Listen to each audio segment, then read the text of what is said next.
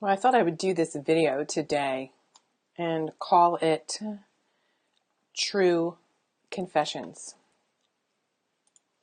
True Confessions, um, Tales of Failure. True Confessions, Tales of Failure. How's that sound? So, one of the things that I often find here, I'm sorry, I lost my feed there. One of the things I often find is clients say to me that they are afraid of failing. And boy, that's one of those tough subjects, isn't it? Because I could get into all the therapist talk, all the coach talk, let me share this over.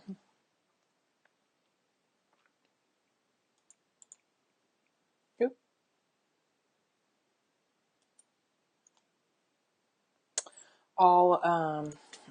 Here we go. Tales of failure. So the whole time I listen to people talk about their failures, and I think about, like, how am I showing up and what's true about my life, and where have I been afraid to fail, and do I even talk about that? Like, what's the behind the scenes tales of failure? I'm typing this because I'm sharing this into one of my groups of behind the scenes. And it's like, it's very easy today for people just to show up and look like they have it all together. And let me tell you, I do most days have it all together. And I do most days, like, really am proud of myself for the things I've accomplished. But the truth is that sometimes that shit is hard. It's hard. And so I wanted to give you a list, read a list to you of my failings. And why is that? Why am I like even doing this, right? Going on here talking about failings. And the reason being is because I'm hoping that this supports you in shifting how you see your own failures and how you maybe make your own list, right? Make your own list of ways in which you failed. So I can see you on there. Hey. So are you ready? Okay, I got a cup of coffee for this, because when I was writing this list down, right? This whole list down, I realized, like, wow, that's a lot of stuff, a lot of failings. And so I really sat with myself and examined that list, and I remembered the woman I was in a lot of these situations. And the work that I do and that I teach my clients and that I've done, and the life coaching work, the mindset work, that's why I've developed the Regret Proof Life and the Big Bold Life and Biz Plan for, women business owners to go for it. And I realized, like, if I look at all these failings and I look back with compassion at who I was and what my experiences were and what happened and what I did, and I can have like self-love, self-compassion for myself. And that is the thing that kept me moving forward. You see, when we have that sense of failure, when we're feeling like a big old failure, and then it perpetuates into, now we're afraid with all of our soul to go for the thing that's calling us, for when we feel like we're missing something, and we're afraid to do it because of our history of failures. It's like, first, like, what are our options? Stay where you are. Like, some people might say that that's failing, right? If you're staying stuck, stagnant, knowing you can have more, but holding yourself back because of the fear, right? Our thoughts create our feelings create and our actions or our inactions. And typically our inactions are what cause regret. And then that's results, right? And so then it's like a perpetuating thing, right? It's like, well, I'm afraid to do anything, so I'm not going to do anything. And then my result is nothing. And see, it proves me right. Like, I'm a failure. And so when I was able to look back with compassion at that woman, and that young woman, and that had all these different experiences, and I could be gentle to myself. Like, I wish I had been gentle to myself years ago. Oh, it's crushing, right? And you know, like, I am talking to you right now because I know you know. I am you, you are me. When we're in that moment of thinking that we're failing, or that terror of doing something because we're going to fail, that feels horrible. We thrash ourselves. We beat ourselves up like so mercilessly, you know what I mean? Mercilessly, right? It's tragic. I mean, you would never do this to your dog the way you treat yourself when you are in that place. Or let me just speak for myself, right? And so when is it that you learn how to rise up? When is it that you learn how to be bold? When is it that you allow yourself to be brave? Let me share with you. So I'll start with moving out of the house before I even graduated high school. I moved out when I was 17 and I moved in with a boy. And so I've had 5 major relationships in my life. I'm currently happily married, completely happily married. And in a way, thank God I had all those failures, relationships. Thank God I had those other marriages and those other live-in men in my life. Because I would not know the depth and love and commitment that I know now with my husband, John. Like, but if I look back and I think about the woman that I was, even with the relationship I was before I met John, which was an abusive relationship, and I was drinking a lot. Talk about failing. It was bad. I could look back at that and think, oh my God, you know, and I almost put myself in a place where it could have gone a shit ton worse, and it didn't, thank God, because I was able to pull myself out, right? Because somewhere deep inside, just like you, beautiful, beautiful one, just like you have that thing that's deep inside that's calling you. And you know that there's more to you than your current circumstances and situation. You know that. It's whether you're willing to experience that feeling of like, oh shit, I'm scared and I might screw up. But it gets to the point, it's like, well, which one's better or which one's not? Right? And like, what are you gonna do? What are you gonna do? So, okay, so I moved out. I'm sorry, it's warm outside, and I walked the dog before I came in here, and I had the heater on earlier. All right, so I moved out before I graduated high school. I started college, and then I quit after I got an AA degree in interior design. Meanwhile, I was in network marketing. Oh my God, hello, I am a recovering network marketing person, and I know plenty of women who are making like a killing. Not me. I was pretty successful. I earned some cars in my day. I was in Mary Kay a couple times. I was in Alouette. Oh, look, I forgot to write one down. I was in Market America. Oh my God, that was a bad situation. And why? Because I was drawn to being my own boss. I was drawn to, the freedom of making money. What I was horrified and terrible at doing was the marketing, right? I didn't like the marketing. Like, I felt like so sleazy and I felt like I was constantly on. And I have deep respect for Mary Kay Ash. You know, her story, if you don't know her story, I challenge you to like listen to some stories. Like Julia Child, I think she was like 49 before she, and if this is hitting home, because I can see you on here, if this is hitting home, like, some thumbs up. I'm glad to see you all on here. Hello. She was 49 when she, quote, made it. Mary Kay Ash was 45, launched her company a couple weeks after her husband dropped dead. There's all these women that, during our age, and I say our age, give or take 10 or so years-ish, right? That rise up because you know what? They're finally at the, like, I don't care. My fear is like, I'm done with the fear. Actually, it's this. I'm okay with experiencing the feeling that I'm having inside related to fear. Like, I know what that feels like, and that can't hurt me anymore because I'm making that decision that that's not going to hurt me anymore. I choose to move forward. right? Okay, so Alouette, and they had the nicest smell. I love good skincare. And by the way, I have really excellent skincare now, and I pay a ton for it, right? But hey, you know, I'm old. I'm getting old. I'm old. Okay. I had a degree in interior design, so I don't do that anymore. So some people could be like, well, you failed at interior design. I got fired from an interior design job.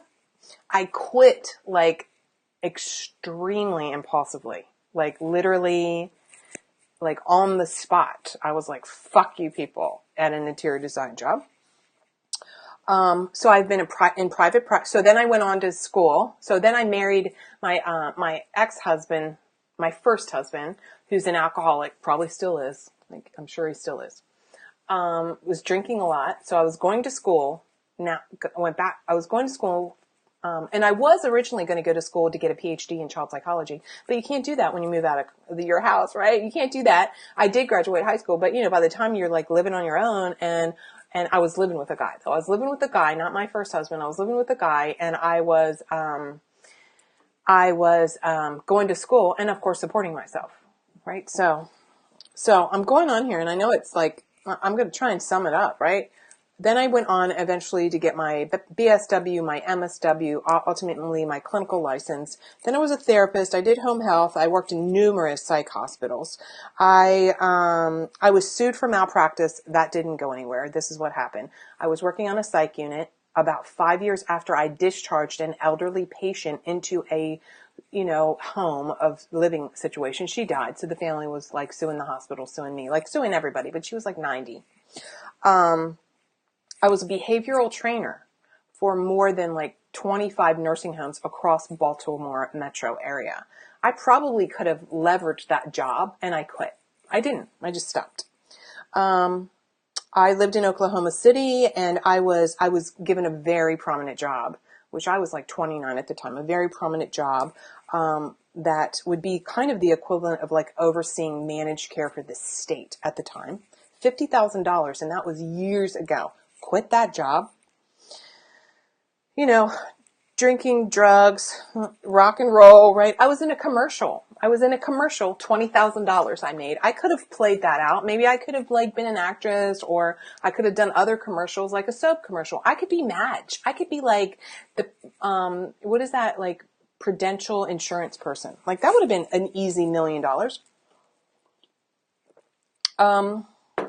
Meanwhile, I got divorced and married again.